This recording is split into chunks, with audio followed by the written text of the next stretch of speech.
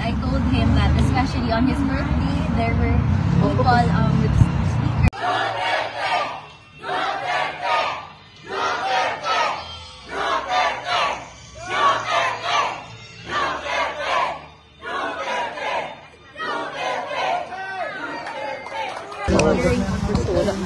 Prior to the certificate.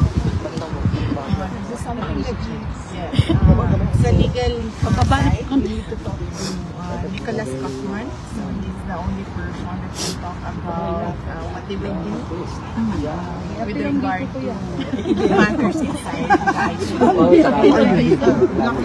Okay lang. Not a problem. I'm just waiting for one more document and then tapos na yung trabaho ko dito. But personally, Are you going back to the Philippines after that? yes, opo.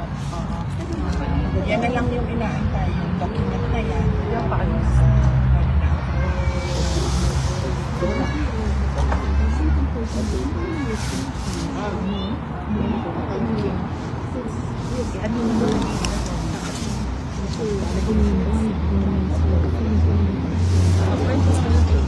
Ano yung tawag doon? Ano lang? Ako muna? Okay, ako muna.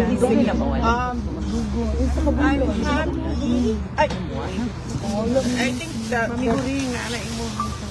I don't have the word right now. I only have happy, but it's the incorrect word to describe it. But blessed. I'm blessed because I gave the sister with what happened to me after the attacks, the confidential attacks, the impeachment, and I have we have a relationship now. I have a relationship with Kitty, and I'm happy now. Sabi ko nga sa kanya, I'm happy that I have a sister kasi meron akong pagagalitan. So, growing up, wala akong ganon, but meron ako niyan ngayon, pinagagalitan na kapatid. And then, I'm happy as well. And this really is ironic. But I have to thank Bongbong Marcos because there was forgiveness between me and Pierre for all that has happened in our lives. And we have a relationship now, a father-daughter relationship, since we cannot discuss anything legal anymore because it is understood inside that only the lawyers can discuss legal matters with the former president. So we only discuss about the family, and this has been one of the longest meetings I have had with former president. Growing up, he was always busy with work. He was always busy with the country. And now I have this every day with him, talking about life, talking about family, and for that I feel like I am blessed. Blessed. Yeah. Because at this point he's already 80 and he's already retired. Not going back as mayor, baka busy na naman siya sa kanyang trabaho. So, meron kami naman. Nabigyan kami ng ganitong time makapag-usap sa fatherland. Yeah, nice kayo. Sad lang that it has to happen inside ICC. Pero there is inside the detention. a good side. But yes, thank you sa kanya.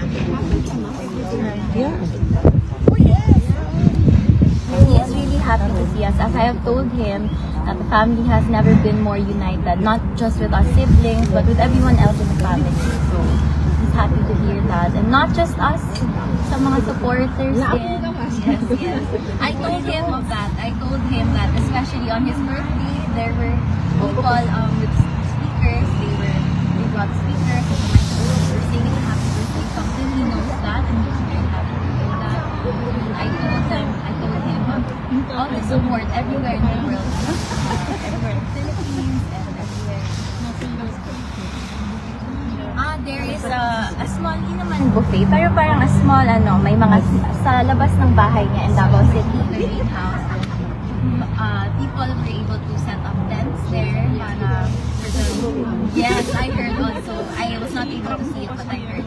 And then may mga like there are snacks for people who want to stay there and watch over. So he's very happy and grateful. JP, hindi ka naman ba sinisimuli ni PRRD na hindi, kasalanan mo kasi to kaya ako nandito dahil nakipag-unite ka sa Marcos? Wala. Wala. Ever since. Sorry, VP. Yeah. Ever since, wala siyang That's nice. sinabi sa akin na ganyan. Even when I ran for Vice President, ma'am, wala naman talaga Wala siyang siyang sinabi. Sinabi lang niya, hindi na ako sasali dyan. At kayo nang mag-desisyon yan. Yan lang yung sinabi niya when he was told by one of my siblings that I'm running for Vice President. And Wala talaga. That's good to know po. Thank you. I don't remember PRD na naninisi. Naninisi. Wala. That's nice. Never. Kasi I always remember him. I don't know, kid, with you, but I always remember him when I was growing up. He would always say, you make your own history in this world. Nice. So you always answer your decisions. So I think that is his philosophy as well. So he doesn't blame anyone with what happened. He always says, I did it for my company. Yes. He always says. Repeated. Okay. The two boys po, are they coming? Paulo and Yes po. We're talking about Paulo and Bastet. So, there are plans. Ito naman, we arrange this pag-aalis yung isa, may dadating na naman na isa. So, as of now, we are arranging all the dates since most of them are busy with the campaign. VP, pardon me, I understand this is something legal, but we just want to know your side. Kasi po, sabi po niya, your partner, pinatrabaho na raw po yung interim release. Meron pa po ba kayong nakikitang malaki before filing one, or how soon will you file this? At sa Pilipinas niyo po ba gustong ma-release? Of course, may panawagan kayo na bring him home to release to Davao City. But just for the record, we just want to hear if sa Pilipinas niyo po gusto siyang ma-release kasi may sinasabi po yung palasyan. Let me quote, does it mean that we have to recognize that ICC has jurisdiction over the Philippines? I believe the family of the former President Duterte is asking and praying for the Supreme Court